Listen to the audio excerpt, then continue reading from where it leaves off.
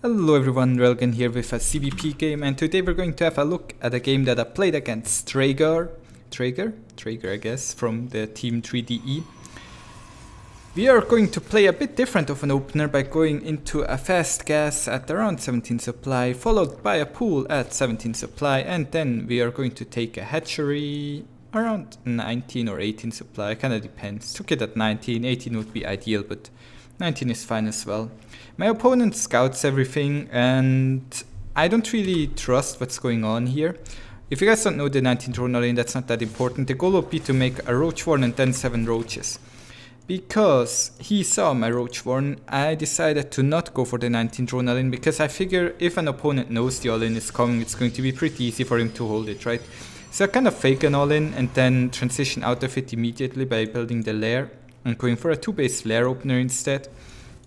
My opponent is chronoing out the Void Ray. The Void Ray would not pop in time to hold the all-in, but I figured he would know a better response than to build 3 adepts. Well, he didn't. Either way, I guess I ended up kind of fine. I'm building some safety roaches at home, not too many, just because I don't want to die to any adept push immediately. Droning up 2 bases, getting a 3rd base a little bit before him, and I'm also getting a Hydra Den and some safety spores in case he's going for DTs. He's going for an Oracle, but because I did have 2 queens at the natural, built the second one just to spread some creep, I was kind of safe against that. What I did not see happening was that he was pushing out with the adepts over here, and I'm droning right now.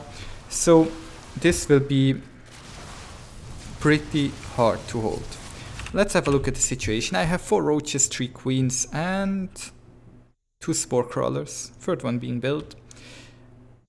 1 roach is being built right now against an pretty much even economy Protoss with 12 adepts. And a Void Ray and an Oracle in my natural. So let's see, how do I hold this, right? It's, I don't know, should we call this crisis management? I guess we can.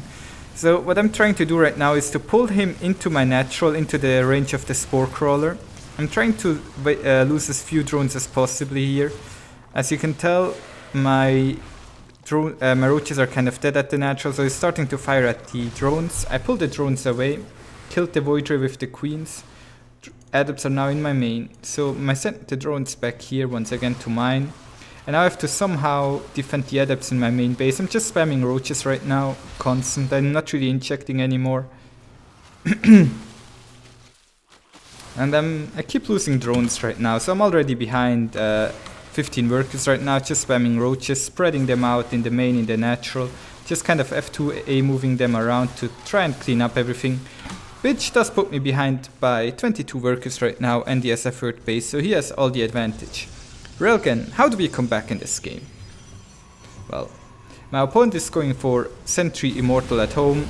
I'm trying to go do a small roach push here, clean the rocks. I have a nicer attack path. What advantage do I have? I do have a slightly faster 4th is about the same time. I have a faster missile upgrade, and I saturated my 3 bases pretty quickly. Over here is trying to kill the base with a Void Ray, so I'm going to pull 2 queens over here. I'm trying to make the Void Ray move with the Ravager so he cannot kill the base fast enough. And then we eventually manage to push it away. And my goal this game is to win the game with Lurkers. I need Hydras for anti-air anyways, and because he's not really going for an air-heavy composition, I'm going to make them all into Lurkers. Right now I'm going for a small push here with Roach Ravager. I am definitely behind and in a pretty bad spot. I'm trying to somehow poke into him here. I'm not really able to do that, just have to constantly throw biles at him. But to no avail. Void Ray in the meantime died over here to my queens. Well, sucks for him.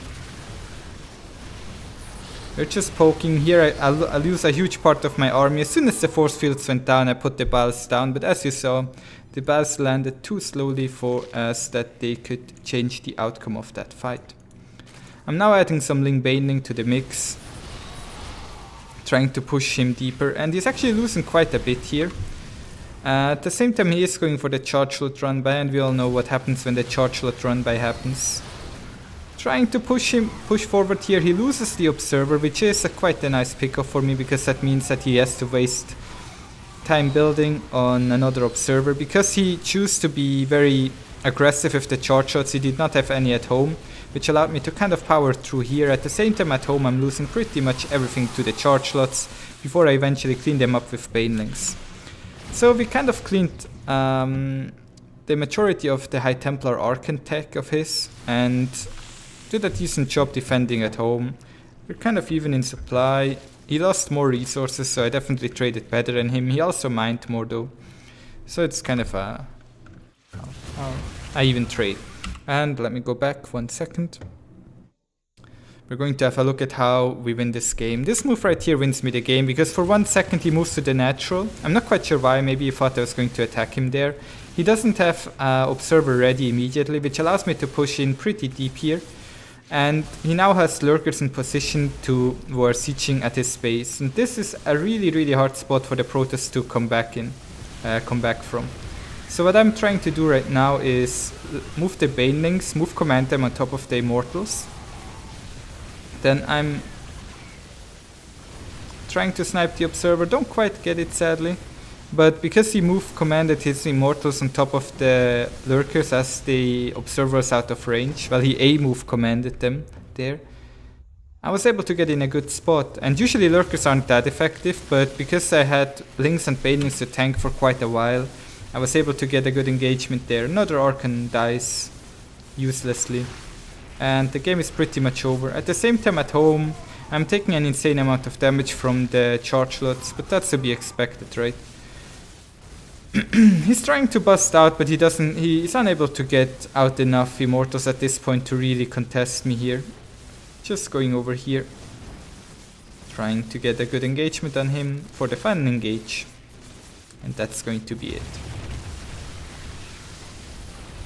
Kind of able to push through he pushed through my lurkers there, even though I had a much larger army, but the rest of my army cleaned him up eventually.